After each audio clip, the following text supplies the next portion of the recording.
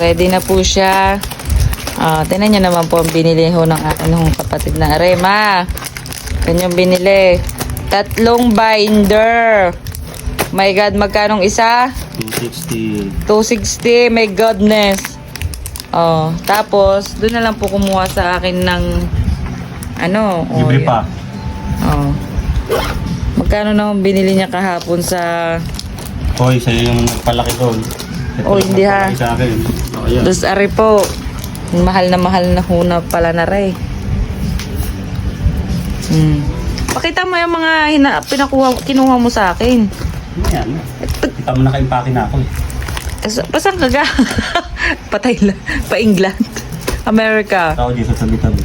Ay, ang ganda ng binder. Diyos ko. Hindi pa yun nala ang Katleya ang binili ka. Dami pa. Ang ano kasi ng Katleya? Anong nirereklamo? Nakakatleya ako last year. Ay, ganun ba? Parang Dito, lalagyan mo dito yung sticky notes mo ng ito yung mga subject niyan. Pa-flight na daw. Oy, pa-flight na daw siya. Patingin naman ng mga kinuha mo. Tama yung pajama mong yan. susuotin ko. Ay, ang liit niyan ha. Alisin mo yan. Alin? Itaas mo. Madumi na eh. Hindi bagay be. Ulangan mo na. Ano ito? Ulit yung sinol ko pa balik? Yun hong kanyang binili. Pwede din. Sige. Areho, mga pinamili. Ang dami hong kinuha sa akin. Nandun ho sa pouch. Tingin nga be. Naka-ano na ito eh. Ay sus, ginoo. Yaman. Akala nyo ipa-flight kung saan pupuntas. Mag-aaral ako sa abroad. Mag-aaral ka sa abroad. Ito pala yun siya. Lagi. Wala na ba?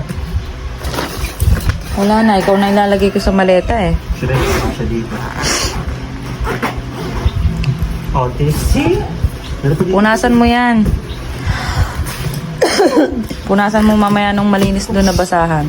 Wala na? Yung pang nasa bag na yun, tanggalin mo yung iba. Hindi. Tanggalin mo yung iba ng lumuag-luag. Areho. Yung mga damit mo sa may lalagay. Siyo.